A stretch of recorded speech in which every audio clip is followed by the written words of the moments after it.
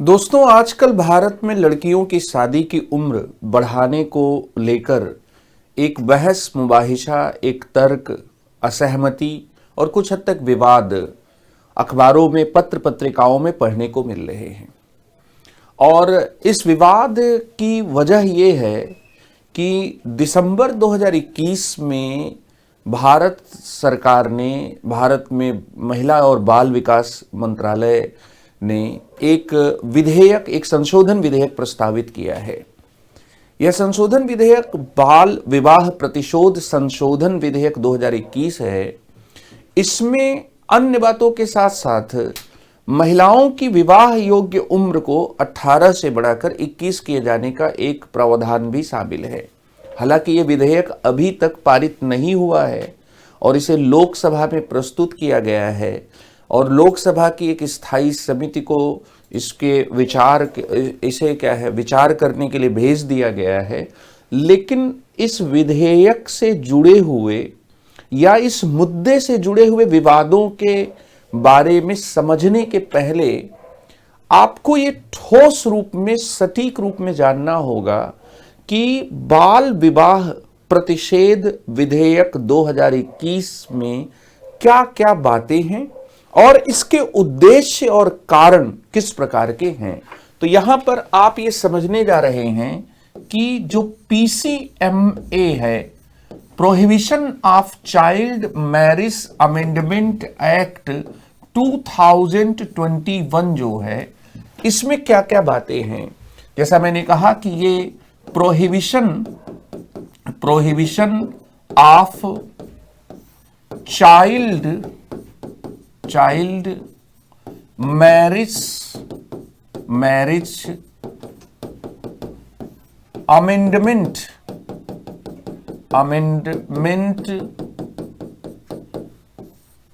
Bill 2021 है। इसको हम लोग कह सकते हैं कि यह बाल विवाह प्रतिषेध विधेयक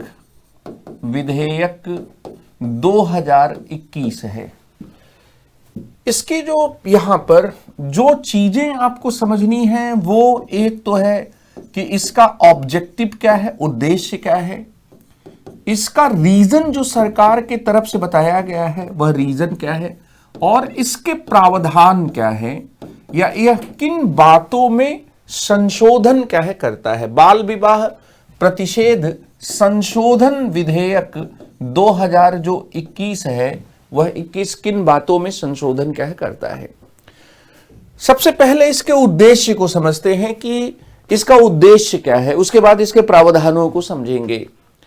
तो जब आप इस संशोधन विधेयक के दस्तावेज को देखेंगे, मतलब जब आप ओरिजिनल अमेंडमेंट एक्ट को देखेंगे, तो उसमें अन्य बातों के साथ साथ एक बात शुरू में ही कही गई है कि भारत में 1929 में जो बाल विवाह अवरोध अधिनियम था, बाल विवाह अवरोध अधिनियम की जगह पर 2006 में बाल विवाह प्रतिषेध अधिनियम लाया गया और इसका उद्देश्य बाल विवाह की सामाजिक जो बुराई है, उस सामाजिक बुराई को रोकना था, समाप्त करना था। लेकिन इस सामाजिक बुराई को जो हमने बाल विवाह अवरोध अधिनियम 1929 की जगह पर जो हमें 2006 में बाल विवाह प्रतिषेध अधिनियम prohibition of child marriage act 2006 जो हम लेकर आए, तो इसके बावजूद भी भारत में जो सामाजिक बुराई बाल विवाह की रही है उसको जड़ से खत्म नहीं किया जा सका है। और एक इससे जुड़ा हुआ सवाल है कि दरअसल हम बच्चा मानते किसको हैं। तो अभी के कानून के अनुसार 21 साल से कम के जो पुरुष हैं वो विवाह योग्य अगर उम्र के हिसाब से देखें तो बच्चे हैं, लेकिन 18 साल से कम की जो लड़की है वह विवाह योग्य उम्र के हिसाब से देखें तो बच्ची है। इसका मतलब कि बालक होने की जो परिभाषाएं हैं वो कम से कम मैरिजेबल एक्ट के पॉइंट ऑफ व्यू से अलग अलग हैं। और अगर हम दूसरे कानूनों की बात करें तो यहां पर दूसरे कानूनों में अलग उम्र है, जैसे कुछ कानूनों में बच्चा होने की उम्र 6 से 14 साल है। संयुक्त राष्ट्र संघ के में बच्चा होने की उम्र 18 साल है। यहां पर पास्को एक्ट में या फिर जो हमारे यहां जो बाल मजदूरी को रोकने वाला जो कानून है उसमें बच्चा होने की उम्र 14 साल है और किशोर होने की उम्र 14 से 18 साल है। तो एक तो है कि अलग अलग कानून में, इवन संविधान में या फिर संविधान में जो शिक्षा का अधिकार है वहां पर राइट टू एजुकेशन जो आर्टिकल 21A के तहत 86 अमेंडमेंट 2002 में जो दिया गया, उसमें बच्चा होने की उम्र 6 से 14 साल है। किशोर होने की उम्र कुछ प्रावधानों, कुछ ऐसे कानून है जिसमें 14 से 18 साल है। लेकिन जो शादी या विवाह के उम्र के मामले में बच्चा होने की जो अवधारणा है कि हु इज चाइल्ड, तो 21 साल से कम का लड़का बच्चा है, लेकिन लड़की अगर 18 साल से कम की है तो बच्ची है। अर्थात लड़की की विवाह योग्य उम्र जो है 18 साल है अभी के कानून के अनुसार, जो 2006 का कानून है PCMA, prohibition of child marriage act 2006 के अनुसार। और लड़के के बच्चा होने की उम्र 21 साल से कम है। मैरिजेबल अगर एज की बात करें, विवाह के उम्र की बात करें, तो भारत में अब लड़कियों की शिक्षा का स्तर भी बढ़ा है और करियर वुमेन से लेकर वर्किंग वुमेन हमारी वर्क फोर्स में धीरे धीरे बढ़ रही हैं। यहां पर क्या ये प्रावधान एक लड़की को अपने करियर के बारे में, एक महिला को अपनी जिंदगी के बारे में, विवाह और करियर के बीच में चुनाव के बारे में या चयन के बारे में, ये प्रावधान कहीं ना कहीं एक अवरोधक का भी काम कर रहे थे और एक अंतर भी था। इसलिए जो है हम जो विवाह प्रतिषेध संशोधन विधेयक 2021 के उद्देश्यों और कारणों का जब आप अध्ययन करेंगे तो वहां पर यह बताया गया है कि महिला सशक्तिकरण के उद्देश्य से prohibition of child marriage amendment bill Lok Sabha में क्या है पेश किया गया है। तो एक इसका उद्देश्य क्या है, महिला सशक्तिकरण है। महिला सशक्तिकरण एक ऐसी संकल्पना है जिसमें महिला अपनी जिंदगी के फैसले और अपने जिंदगी के फैसलों को किए जाने के लिए समर्थ होती है और उसके पास अधिकार होते हैं या वह अपने अधिकारों के प्रति सचेत होती है। अक्सर कक्षाओं में हम लोग ये बात बताते हैं कि दो तरह के अप्रोच होते हैं। एक भुक्तभोगी या पीड़ित होने का अप्रोच होता है, विक्टिम होने का अप्रोच होता है, पेशेंट होने का अप्रोच होता है, मरीज होने का अप्रोच होता है। और दूसरा अप्रोच होता है जिसमें अभिकर्ता होने, एजेंट होने की बात की जाती है। तो there are two kind of approaches, the one is the patient approach and the another is agent approach. जब आप किसी व्यक्ति को पीड़ित मानने के बजाय, जब आप किसी व्यक्ति को भुक्तभोगी मानने के बजाय जब आप उसको भुक्तभोगी मानेंगे, जब आप उसको पीड़ित मानेंगे, मरीज मानेंगे, तो उसकी भलाई, उसके लिए कल्याण, इन सब के बारे में आप बात करते हैं। जब आप किसी व्यक्ति को भुक्तभोगी मानने के बजाय, पीड़ित मानने के बजाय आप उस व्यक्ति को चेंज का एजेंट माने, जब आप ये माने कि उसकी भलाई खुद उसके हाथ में है, तो आप सशक्तिकरण कर रहे हैं। तो किसी महिला को पेशेंट अप्रोच से देखने के बजाय जब हम एजेंट अप्रोच से देखते हैं तो यह महिला सशक्तिकरण की अवधारणा है। और यह सशक्तिकरण फिर महिला को अपने जिंदगी के फैसलों और निर्णयों को लेने के संदर्भ में अधिकारिता प्रदान करता है। वह स्वयं में क्या है, अपने जीवन के फैसले को कर सकती है, अपने अधिकारों के प्रति वह सचेत है। तो महिला सशक्तिकरण का एक उद्देश्य है। और यूपीएससी या फिर जितने भी स्टेट पब्लिक सर्विस कमीशन हैं, जब भी कोई इंपॉर्टेंट लॉ या अमेंडमेंट आता है तो कई बार उद्देश्यों के बारे में भी सवाल पूछे जाते हैं। जैसे आईएएस में 3 बार आरटीआई कानून के बारे में, कानून के उद्देश्यों के बारे में, और इस बार आरएएस प्री में आरटीआई कानून के उद्देश्य पर से सवाल पूछे गए। किसका उद्देश्य क्या है? जैसे आप सभी जानते हैं कि आरटीआई कानून का उद्देश्य जो है वह पारदर्शिता, उत्तरदायित्व प्रदान करना है प्रशासन में पारदर्शिता की स्थापना करना है, प्रशासन में उत्तरदायित्व की स्थापना करना है, भ्रष्टाचार को कम करना है, भ्रष्टाचार को रोकने के लिए इसको लाया गया। तो यहां पर इसी तरह से जो ये संशोधन लाया जा रहा है, जो prohibition of child marriage amendment bill 2021 है, पीसीएमए 21 है, 2021 है, उसका उद्देश्य क्या है? उसका उद्देश्य सरकार के अनुसार उसका उद्देश्य विमेन इंपावरमेंट है। और केवल विमेन इंपावरमेंट का ही उद्देश्य नहीं है, बल्कि विमेन इंपावरमेंट के उद्देश्य के साथ ही उसका एक उद्देश्य लिंग समानता भी है। और यह लिंग समानता बहुत प्रकट रूप में तब दिखेगी जब क्या है, जब लड़के और लड़की दोनों के विवाह करने की उम्र को एक बराबर क्या है किया जाएगा। तो लिंग समानता विवाह करने की उम्र के संदर्भ में भी है। इसके साथ ही जब आप किसी के जीवन में विवाह को और विवाह के बारे में कोई निर्णय करते हैं, और उस निर्णय का उद्देश्य यह होता है कि आप उसको आर्थिक क्षेत्र में अपनी जिंदगी के फैसले लेने के बारे में ज्यादा विकल्प देना चाहते हैं, तो वहां पर हम ये भी कहेंगे कि आत्मनिर्भर बनाने का भी उद्देश्य है। तो यहां पर सरकार का या महिला और बाल विकास मंत्रालय जिसने इस अमेंडमेंट को लोकसभा में पेश किया है, उसका कहना है कि हमारा जो उद्देश्य है वह महिलाओं को आत्मनिर्भर बनाने का भी है, आत्मनिर्भर बनाने का उद्देश्य भी है। इसके साथ ही एक महिला की जो श्रम बल में भागीदारी है, महिला श्रम बल में भागीदारी को बढ़ाने का भी उद्देश्य है कि महिलाएं ज्यादा वर्किंग फोर्स के रूप में उनकी पार्टिसिपेशन को हम इंश्योर कर सकेंगे। तो यहां पर चौथी बात है कि महिलाओं की जो श्रम बल में भागीदारी है, उस भागीदारी को भी क्या है बढ़ाने के संदर्भ में, और इसके साथ ही वे अपने बारे में निर्णय करने में सक्षम हो सकेंगी, इसके संदर्भ में भी अपने बारे में निर्णय करने में समर्थ बनाने के उद्देश्य से यह जो संशोधन है, यह क्या है, अपने बारे में निर्णय करने में समर्थ बनाने के उद्देश्य से यह जो संशोधन है, यह संशोधन किया जा रहा है।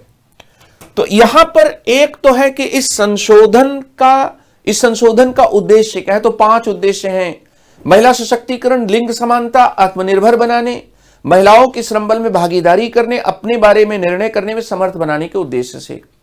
जब आप प्रारंभिक परीक्षा की तैयारी करते हैं, और अगर आईएएस के प्रारंभिक परीक्षा की बात करें, तो आईएएस के प्रारंभिक परीक्षा में प्रश्नों का एक प्रकार एकदम सीधे सीधे ऐसा ही होता है कि निम्नलिखित पर विचार कीजिए, और वहां पर दे दिया गया कि महिला सशक्तिकरण, लिंग समानता, आत्मनिर्भर बनाने, महिलाओं की श्रम बल में भागीदारी करने, उपरोक्त में से कौन कौन से महिला बाल विवाह प्रतिषेध विधेयक 2021 के प्रावधान हैं।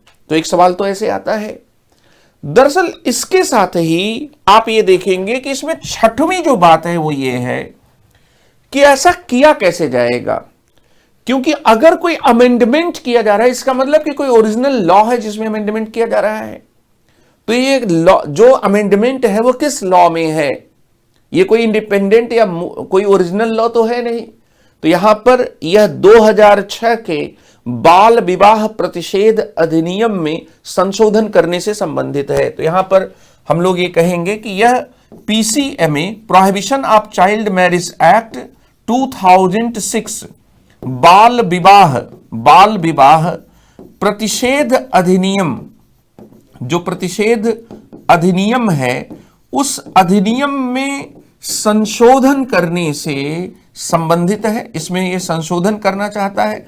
अर्थात हम ये भी कह सकते हैं कि महिला सशक्तिकरण के लिए, महिलाओं को आत्मनिर्भर बनाने के लिए, लिंग समानता को हासिल करने के लिए, और इसके साथ ही उन्हें अपने जिंदगी के फैसलों के बारे में निर्णय करने में समर्थ बनाने के लिए, महिलाओं की श्रम बल में भागीदारी करने के लिए हम एक दूसरी बार एक इंडियन स्टेट जो है वो एक सकारात्मक हस्तक्षेप क्या है कर रहा है। 1929 का जो बाल विवाह अवरोध अधिनियम था वो कारगर नहीं हुआ, इसीलिए हमने 2006 में बाल विवाह अवरोध नहीं बल्कि प्रतिषेध अधिनियम हम लेकर आए। टीवी पर एक कार्यक्रम आया था बालिका वधू, तो बालिका वधू जब ये टीवी पर कार्यक्रम आया तो उस समय उसने एक वहां पर जो शुरुआती जो पंच लाइन उसमें दी जाती थी कि कार्यक्रम जो है बाल विवाह को रोकने के लिए है, और आज भी भारत के कुछ राज्यों में बाल विवाह की प्रथा मौजूद है, तो उसमें बाल विवाह को रोकने के बारे में बात की गई थी, या उसका उद्देश्य सामाजिक उद्देश्य था। लेकिन बहुत बड़ी विसंगति और विडंबना ये देखने को मिली कि बाल विवाह के खिलाफ बनाया गया, या बाल विवाह के खिलाफ एक चेतना पैदा करने के लिए बनाया गया जो टीवी सीरियल था, जो कलर्स पर आता था, वह टीवी सीरियल धीरे धीरे उसकी जो अभिनेत्री थी बाल विवाह के सीरियल से जुड़ी हुई, उसने खुद बाल विवाह करने को महिमा मंडित किया, या खुद उसने बाल विवाह करने की इच्छा व्यक्त की। तो हमने 1929 में जो हमने 1929 के कानून के द्वारा जो एक रुकावट पैदा करने की कोशिश की थी वो सफल नहीं हो पाई, तो 2006 में हमने एक बाल विवाह प्रतिषेध अधिनियम बनाया। बाल विवाह प्रतिषेध अधिनियम 2006 भी अब इस संशोधन की भाषा से, उसके उद्देश्य और कारणों को पढ़ने से यह पता लगता है कि बाल विवाह प्रतिषेध अधिनियम 2006 भी बहुत कारगर नहीं हुआ, और इसलिए उसमें संशोधन करने की जरूरत है। और सरकार इसमें महिला और बाल विकास मंत्रालय ने इस उद्देश्य जो विधेयक का जो मसौदा है, उस मसौदे में यह बात स्वीकार की है कि बाल विवाह की सामाजिक बुराई को जड़ से समाप्त नहीं किया जा सका है। तो यहां पर यह जो है ये किससे संबंधित है, एक पॉइंट ये भी जानकारी का है कि बाल विवाह प्रतिषेध अधिनियम 2006 में यह क्या करता है, संशोधन करता है। फिर इसके साथ ही बच्चों यहां पर आप ये पाएंगे कि महिलाओं को पुरुषों के ये समतुल्य बनाना चाहता है। इसमें जो 7वां पॉइंट है वो 7वां पॉइंट ये है कि यह जो संशोधन है, यह संशोधन सरकार के दस्तावेजों की भाषा का अगर प्रयोग करें तो यह महिलाओं को पुरुषों के समतुल्य बनाना चाहता है, और यह समतुल्यता विवाह के उम्र के मामले में है। और यह कहना न होगा कि यह समतुल्य बनाने का जो संकेत है वह जेंडर इक्वलिटी के संदर्भ में क्या आ रहा है, तो महिलाओं को पुरुषों के समतुल्य बनाने के उद्देश्य के लिए भी है। फिर इसके साथ ही यह बाल विवाह को, जो बाल विवाह है, इस बाल विवाह को प्रतिषिद्ध करने के लिए भी इसको लाया जा रहा है, यह संशोधन किया जा रहा है प्रतिषिद्ध करने के लिए। मैं एक बात के लिए आपको आगाह करना चाहूंगा कि कई बार जब आप किसी भी राजनीतिक सामाजिक मुद्दे पर किसी डिबेट को अखबारों के माध्यम से, सोशल मीडिया के माध्यम से, पत्र पत्रिकाओं के माध्यम से जब आप किसी डिबेट को पढ़ते हैं तो कई बार क्या होता है कि सारे इश्यूज के बजाय हम उसको एक होलिस्टिक वे में देखने के बजाय बहुत ही सीमित रूप में देखना शुरू करते हैं, क्योंकि अगर किसी मुद्दे को उठाया गया तो हम सोचते हैं कि ये केवल यही एक मुद्दा है। दरअसल ये बात समझना है कि prohibition of child marriage amendment bill 2021 में केवल और केवल विवाह की उम्र, लड़की के विवाह की उम्र, महिला के विवाह की उम्र 18 से 21 करने का ही प्रस्ताव नहीं है। दरअसल इसमें फिर से इस बात पर बल दिया जा रहा है कि बाल विवाह को वो प्रसिद्ध करना चाहते हैं। इसका मतलब कि 2006 का जो कानून था वो कानून अभी भी बहुत प्रभावी नहीं हो पाया है। फिर इसके साथ ही एक शब्द कानून में प्रयोग किया जाता है, ओवरराइडिंग इफेक्ट, हिंदी में कहते हैं अध्यारोही प्रभाव। तो अगर एक विषय पर कई कानून हो और एक कानून को माना जाए कि उसको दूसरे कानून पर प्रभावी माना जाएगा, जैसे मान लीजिए कि महिलाओं के विवाह को लेकर प्रथागत कानून भी हो सकते हैं, पर्सनल लॉज भी हैं, और वो पर्सनल लॉज जो है बहुत पुराने समय से लागू हैं। चाहे वो ईसाई पर्सनल लॉ की बात करें या फिर ईसाई पर्सनल लॉ के अलावा पारसियों की बात करें, हिंदुओं की बात करें, मुसलमानों के पर्सनल लॉ 1937 में जो बनाया गया था उसकी अगर बात करें, तो यहां पर ये पर्सनल लॉज हैं और एक लॉ हम फिर यहां पर एक लॉ को फिर से फॉर्मुलेट करने जा रहे हैं, उसमें संशोधन करने जा रहे हैं। तो अगर मान लीजिए कि प्रथाओं में, कानूनों में किसी विषय को लेकर टकराव होता है तो कौन सा कानून प्रभावी माना जाएगा, तो इस संशोधन में यह भी कहा जा रहा है कि जो पीसीएमए होगा, मतलब ये जो पीसीएमए 2021 होगा, यह अध्यारोही प्रभाव वाला होगा। यह क्या होगा? अध्यारोही, ओवरराइडिंग इफेक्ट वाला होगा। मतलब जितने और भी कानून हैं जो महिलाओं के विवाह से संबंधित हैं, उन कानूनों के ऊपर इस कानून को क्या की जाएगी? वरीयता दी जाएगी। यहीं से दरअसल यूनिफॉर्म सिविल कोड और धर्मनिरपेक्षता के मुद्दे भी जुड़ जाते हैं, क्योंकि भारत का संविधान अनुच्छेद 25 ये कहता है कि प्रत्येक व्यक्ति को अपने, प्रत्येक जो भारत में प्रत्येक जो व्यक्ति है वह अंतःकरण की स्वतंत्रता, किसी भी धर्म को मानने, आचरण करने, प्रचार करने की स्वतंत्रता रखता है। और इसके तहत वे अपने धर्म विशेष के जो पर्सनल लॉज हैं, जो उनके स्वकीय कानून है, वैयक्तिक कानून है, उन वैयक्तिक कानूनों को वह मान सकता है। अब मान लीजिए कि किसी धर्म विशेष में, जैसे ईसाई धर्म है, वहां पर लड़कियों के विवाह करने की उम्र के बारे में पर्सनल लॉज में बताया गया है, और दूसरी तरफ पीसीएमए 2021 भी विवाह करने की उम्र को बता रहा है। तो यहां पर पीसीएमए की चीज क्या होगी? वह लागू मानी जाएगी, वह अध्यारोही प्रभाव का है, वह ओवरराइडिंग इफेक्ट का है, और लॉ का लॉ पर ही नहीं बल्कि लॉ का प्रथाओं पर, इन सब पर क्या है। तो इस तरह से क्या है, आप ये देखेंगे कि पीसीएमए 2021 को अध्यारोही प्रभाव, ओवरराइडिंग इफेक्ट के साथ क्या है, लाया जा रहा है।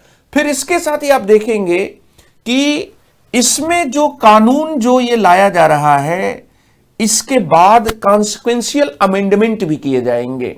कॉन्सिक्वेंशियल अमेंडमेंट दरअसल prohibition of child marriage amendment bill 2021, ये दूसरे 7 कानूनों में इसके साथ अमेंडमेंट भी किया जाएगा। ईसाइयों के कानून, पारसियों के कानून, हिंदुओं के 3 कानून, हिंदुओं के 5 कानून, हिंदू विवाह के, और इसके साथ हिंदुओं के 3 कानून और कुछ विशेष विवाह और विदेशी विवाह अधिनियम। तो यहां पर यह कहा जा रहा है कि इसके बाद कुछ पारिणामिक संशोधन, कुछ कॉन्सिक्वेंशियल जो अमेंडमेंट हैं, वो अमेंडमेंट भी क्या किए जाएंगे। और जैसा मैंने कहा कि इसके द्वारा 7 कानूनों में संशोधन किया जाएगा, वैयक्तिक कानूनों में क्या है, संशोधन किया जाएगा। तो ये वैयक्तिक कानूनों में संशोधन, यहां पर अध्यारोही प्रभाव, यहां पर अध्यारोही प्रभाव के संदर्भ में जैसा मैंने कहा कि ओवरराइडिंग इफेक्ट की बात इसमें क्या है की गई है, कि इसको जो है ज्यादा तवज्जो दिया जाएगा, ओवरराइडिंग इफेक्ट की क्या है बात है। इसके साथ ही कॉन्सिक्वेंशियल अमेंडमेंट जो है, ये अमेंडमेंट भी इसमें क्या किया जाएगा। फिर इसके साथ ही जो 11वीं इंपॉर्टेंट बात इसमें है वह ये है कि सहमति मिलने की तारीख से, मतलब जिस दिन प्रोहिबिशन ऑफ चाइल्ड मैरिज जो एक्ट है, चाइल्ड मैरिज अमेंडमेंट बिल जो है, जिस दिन एक्ट बन जाएगा, तो एक्ट बनने के बाद उसे अधिसूचित किया जाएगा। अधिसूचित करने का मतलब उसे लागू कर दिया गया है। लागू होने के 2 साल बाद से इसके जो वास्तव में यह प्रभाव होंगे, वो प्रभाव क्या है, लागू शुरू माने जाएंगे। तो यहां पर सहमति मिलने के 2 वर्ष बाद इसको क्या है, प्रभावी किया जाएगा।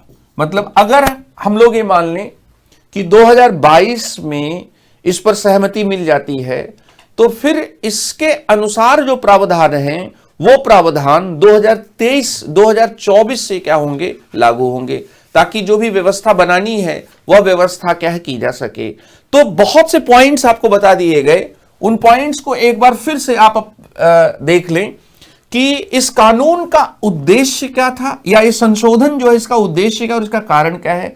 महिला सशक्तिकरण, लिंग समानता की तरफ बढ़ना, महिलाओं को आत्मनिर्भर बनाने का, महिलाओं की श्रम बल में भागीदारी को बढ़ाने का, उन्हें अपने बारे में निर्णय करने के लिए समर्थ बनाने के लिए। और इसके लिए जो तरीका अपनाया गया वह बाल विवाह प्रतिषेध अधिनियम 2006 में यह संशोधन करता है। बाल विवाह प्रतिषेध अधिनियम 2006 में संशोधन करने के साथ साथ महिलाओं को पुरुषों के समतुल्य बनाने की बात, बाल विवाह को प्रतिषिद्ध करने की बात, पीसीएम में 2021 में ओवरराइडिंग इफेक्ट की बात, पारिणामिक संशोधन करने की बात, 7 कानूनों में इसमें अमेंडमेंट की बात, और सहमति मिलने के बाद 2 वर्ष बाद इसे क्या है प्रभावी करने की।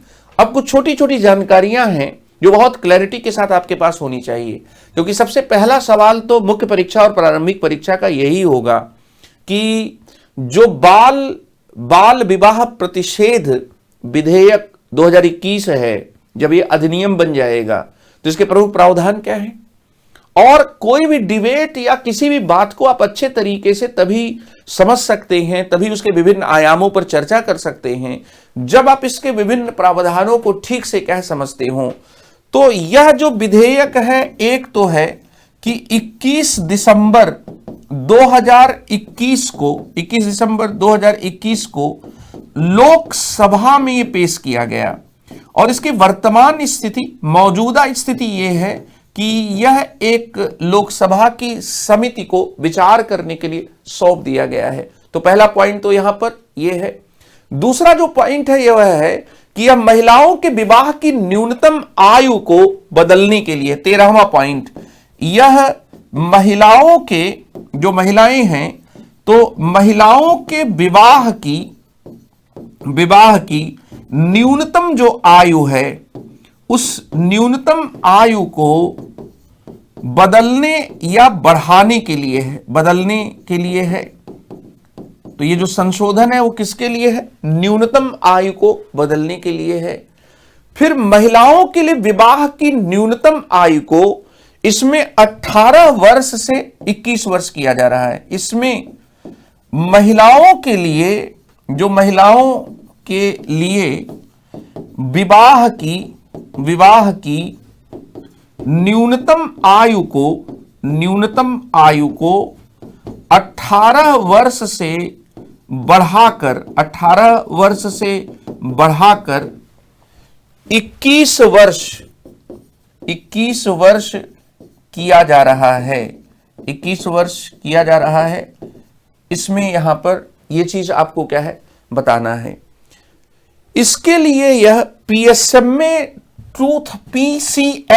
2006 में यह संशोधन करता है।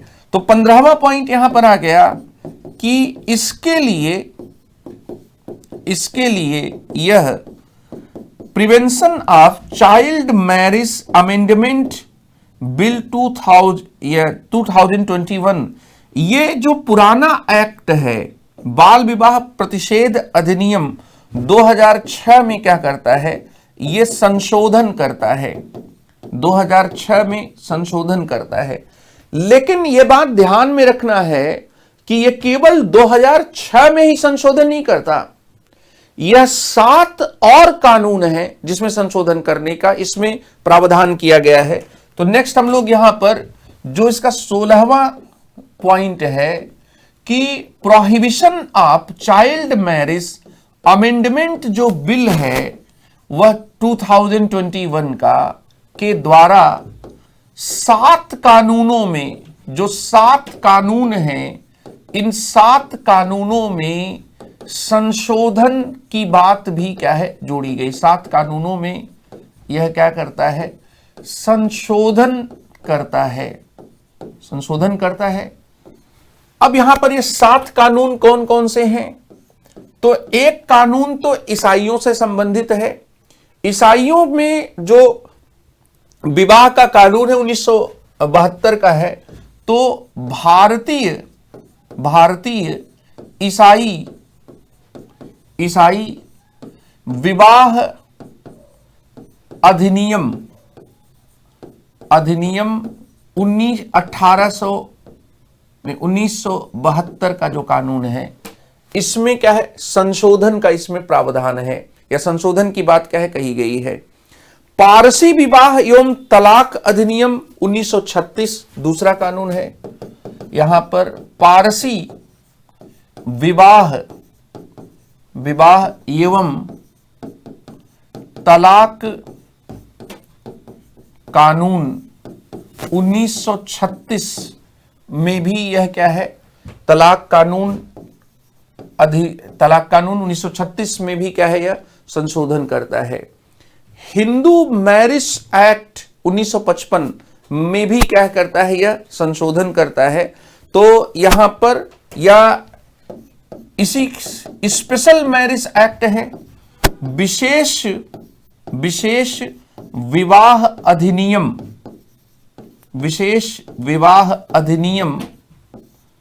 1954 में, और इसके साथ ही हिंदू विवाह अधिनियम 1955 में क्या करता है, यह संशोधन करता है। इसके साथ ही विदेशी विवाह अधिनियम में भी यह संशोधन करेगा, और जो विदेशी विवाह अधिनियम है वह 1969 का है। इसके साथ ही हिंदुओं के जो माइनॉरिटी मतलब अल्पवयस्क बच्चों से संबंधित जो कानून है उसमें भी, और जो भरण पोषण से संबंधित कानून है उसमें भी यह संशोधन करता है, या इसमें संशोधन का प्रस्ताव क्या किया गया है। तो हिंदू अप्राप्त वयता और संरक्षकता अधिनियम, यहां पर हिंदू अप्राप्त वयता और संरक्षकता अधिनियम 1956 में, अप्राप्त वयता माइनर होते हैं, कम उम्र के बच्चे, संरक्षकता गार्जियनशिप अधिनियम। फिर इसी तरह से हिंदू दत्तक भरण पोषण अधिनियम 1956। ये 7 कानून हैं, जिन 7 कानूनों में पारिणामिक संशोधन ये करता है, क्योंकि इन कानूनों में कुछ ऐसी बातें हैं जो 18 साल या उससे जुड़ी हुई हैं, या कम हैं, या कुछ अलग हैं। तो यहां पर जो prohibition of child marriage amendment है वो इसमें भी क्या करता है, ये 7 कानून हैं, इन 7 कानूनों में क्या करेगा, ये संशोधन करेगा।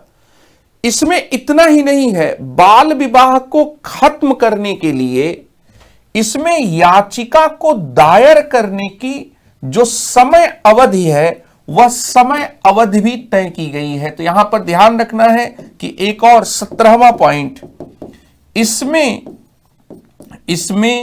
बाल विवाह अगर हो गया तो बाल विवाह को खत्म करने के लिए याचिका दायर करने की जो याचिका है, उस याचिका के दायर करने की जो समय अवधि है वह समय अवधि भी तय की गई है। और यह पहले जो समय अवधि थी जो prohibition of child marriage act 2006 में थी, इस बात को आप समझिए कि क्या होने जा रहा है। दरअसल यहां पर आप ये देख रहे हैं कि जैसे prohibition of child marriage amendment 2021 बाल विवाह प्रतिषेध संशोधन विधेयक 2021, इसमें पहले क्या था, इसके पहले क्या है, जब ये अधिनियम बन जाएगा, लागू हो जाएगा, तो उसके बाद क्या होगा। तो पहले की जो व्यवस्था थी उसमें prohibition of child marriage act 2006 के अनुसार जो बाल विवाह को खत्म करने की जो समय सीमा थी वह 2 साल थी। यह जो संशोधन किया जा रहा है इसमें यह सीमा 5 साल हो जाएगी, 5 साल हो जाएगी। तो जैसे मान लीजिए कि एक उदाहरण यहां पर लेता हूं कि किसी की शादी 20 साल में हो गई और वो इस शादी को इस आधार पर खत्म करवाना चाहता है कि उसका बाल विवाह हुआ और शादी 20 साल में हुई, तो यह मामला जो है लड़कियों के मामले में ही ज्यादा महत्वपूर्ण होगा क्योंकि अभी 18 साल है। तो पहले क्या था कि 22 साल तक उस शादी को इस आधार पर रद्द करवाया जा सकता था। अब यहां पर इसको बढ़ाया जा रहा है और इसको 5 साल किया जा रहा है। तो अब 5 साल करने का मतलब यह है कि यह क्या है, 18 से 5 साल बढ़ जाएगा, 23 साल तक हो जाएगा। तो अगर किसी की शादी हो गई और वह शादी को बाल विवाह होने के आधार पर रद्द करवाना चाहता है तो उसकी समय सीमा भी क्या है, इसमें बढ़ाई गई। ये इसका एक और प्रावधान है जो अखबारों की बहस में या लोगों में मुद्दा नहीं बना, लेकिन ये भी एक जबरदस्त प्रावधान है। और ये भी क्या है, लागू करने के पॉइंट ऑफ व्यू से मान लीजिए कि किसी का चाइल्ड मैरिज हो ही गया, तो चाइल्ड मैरिज होने के बाद उसके हाथ में क्या प्रोटेक्शन है, इस बात को भी इसमें ध्यान में रखा गया है। फिर इसके साथ ही यहां पर नेक्स्ट जो पॉइंट है, 18वां जो पॉइंट है उसको आप समझें। जो 18वां पॉइंट है वो ये है कि एक्ट के अंतर्गत बाल विवाह का मतलब यह है कि जिसमें विवाह का कोई भी एक पक्ष बच्चा हो। मतलब यहां पर कि बाल विवाह का मतलब क्या है, बाल विवाह का मतलब जो है वह यह है कि कोई भी एक पक्ष, मतलब है कि कोई भी एक पक्ष क्या है, बच्चा हो। अब कोई भी एक पक्ष बच्चा हो तो इसका मतलब क्या है कि पहले क्या था, पहले लड़की के लिए बच्चा होना 18 साल से कम होता, अब लड़की के लिए बच्चा होना यहां पर क्या है, 21 साल से कम होना होगा। यहां पर क्या है, तो 3 साल का एक समय मिल रहा है। अर्थात बच्चा होने की जो परिभाषा है वो विवाह के मामले में अब 21 साल होगी। तो यहां पर क्या है कि एक क्लेम का समय भी 18 साल की तुलना में क्या हो जाएगा, बढ़ जाएगा। और मैंने आपको पहले ही संकेत किया कि भारत के सभी कानूनों में बच्चा होने की परिभाषा एक जैसी नहीं है। जैसे कहीं 6 से 14 साल की उम्र को बच्चा माना गया है और कहीं पर 18 साल को, लड़कियों के मामले में 18 साल को बच्चा माना गया और पुरुषों के मामले में 21 साल को माना गया है। तो यहां पर यह भी है कि कोई एक पक्ष क्या है, बच्चा हो। जो पक्ष बच्चा है वही शादी को लेकर ऑब्जेक्शन कर सकता है। तो यहां पर अगला पॉइंट होगा कि बाल विवाह को उस पक्ष के द्वारा खत्म किया जा सकता है जो बच्चा है। जो बाल विवाह है तो बाल विवाह को उस पक्ष के द्वारा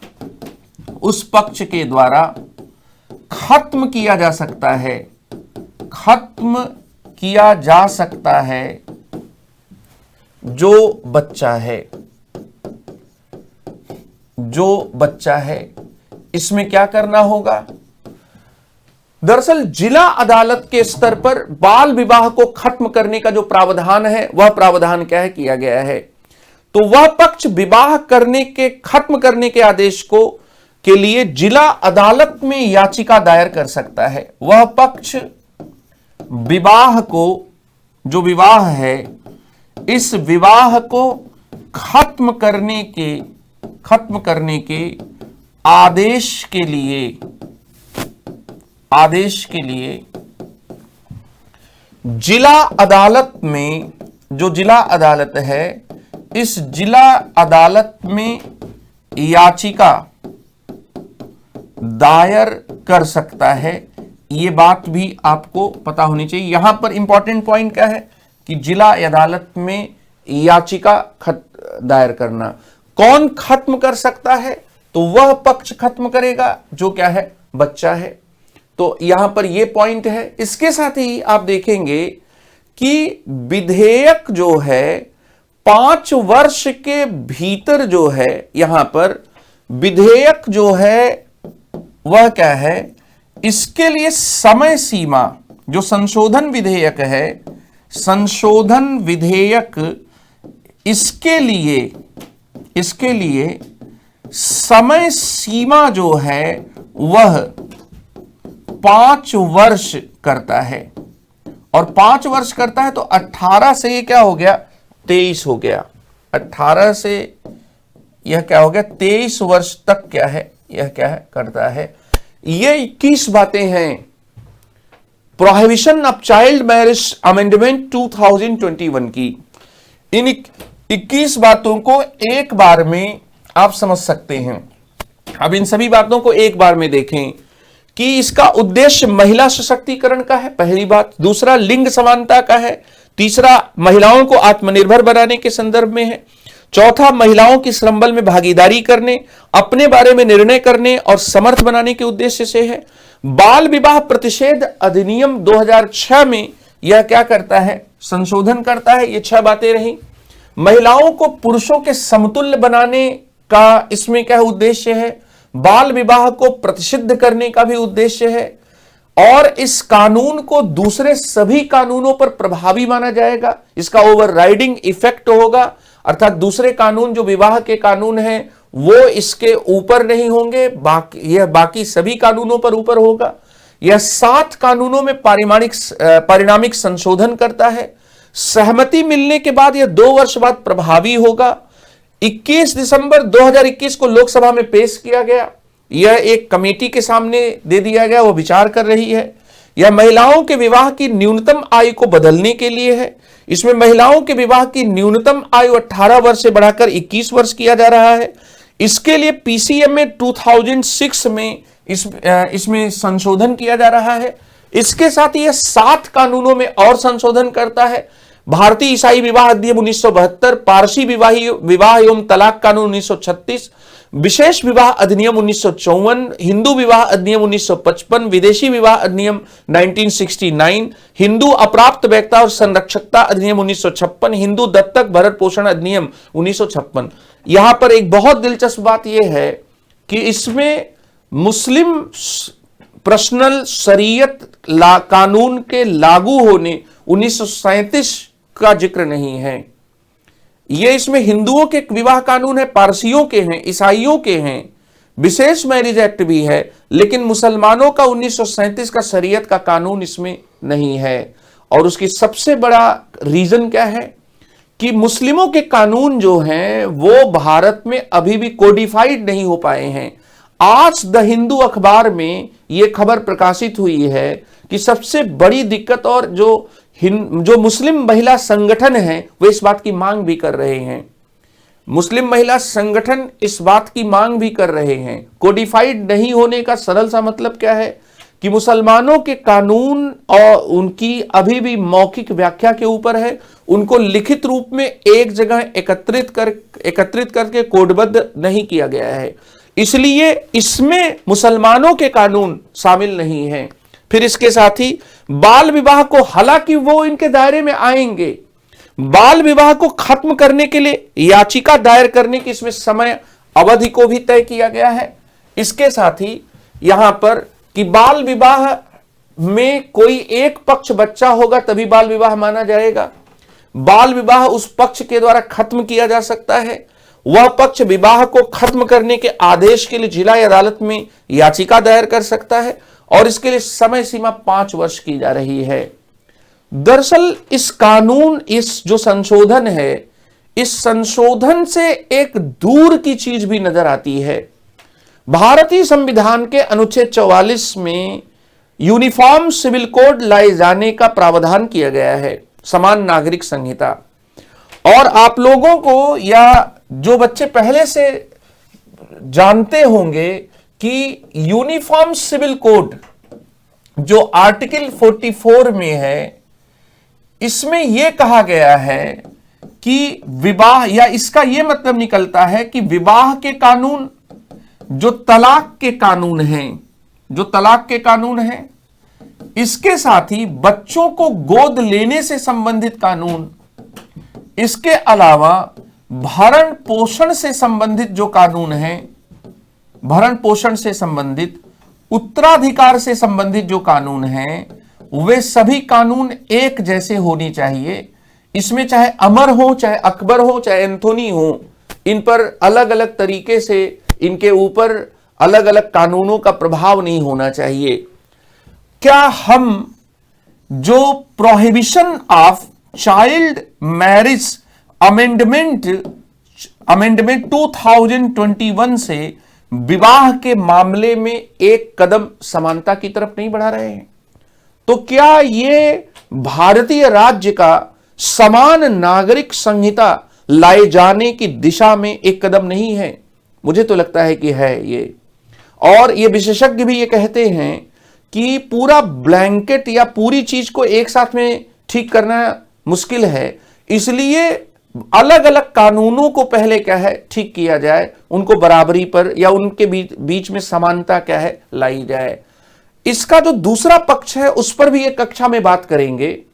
और इसके विवाद का जो पक्ष है, जो ऑब्जेक्शंस हैं, जो ये कहा जा रहा है कि ये पर्सनल लॉ में हस्तक्षेप करता है, बिल्कुल हस्तक्षेप करता है, लेकिन पर्सनल लॉ में धर्म के विशेष में कही गई जो बातें हैं, उन बातों के आधार पर अगर आप लिंगी असमानता, जेंडर इनइक्वलिटी को प्रोटेक्ट करते हैं, अगर आप महिलाओं की अधीनता को, महिलाओं की गैर बराबरी को अगर आप सुनिश्चित करते हैं या उसको बनाए रखना चाहते हैं, तो ऐसे पर्सनल लॉस को बदल दिया जाना ही ठीक है। और पहले की महिलाओं में और अब की महिलाओं में अंतर है। इस्लामिक फेमिनिज्म के उभार की वजह से, सोशल मीडिया के एक्सेस की वजह से पवित्र कुरान की आयतें और उनके मतलब को महिलाएं पढ़ी लिखी होने के नाते, शिक्षित होने के नाते वो भी उनका मतलब निकाल सकती हैं, जानती हैं। इसलिए भेदभाव की पितृसत्तात्मक जो व्यवस्था रही है, जिसमें धर्म की ओट लिया जाता रहा है, उसके दिशा में भी इसे अगर प्रगतिशीलता के नजरिए से देखा जाए तो उसकी दिशा में भी यह एक आगे बढ़ने वाली क्या है बात हुई है। तो ये इसका एक पक्ष है। इसमें 21 बातें हैं जो आपको ध्यान में रखना है, और इसके साथ ही इसके जो विवाद का पक्ष है, जिसपे असहमतियां हैं, उनको मैं आगे दूसरे क्लास में डिस्कस करूंगा। बहुत बहुत धन्यवाद।